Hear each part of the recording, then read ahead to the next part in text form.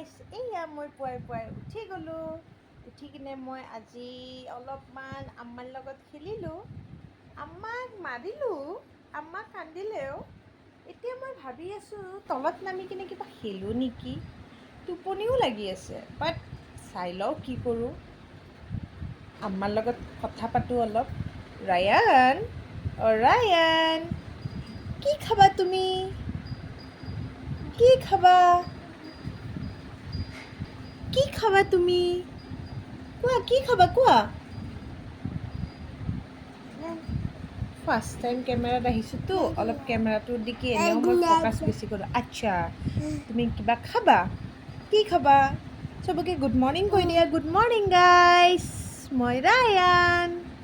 আপোনালোক সকলোকে স্বাগতম কৰিছোঁ মোৰ চেনেল ৰায়ান।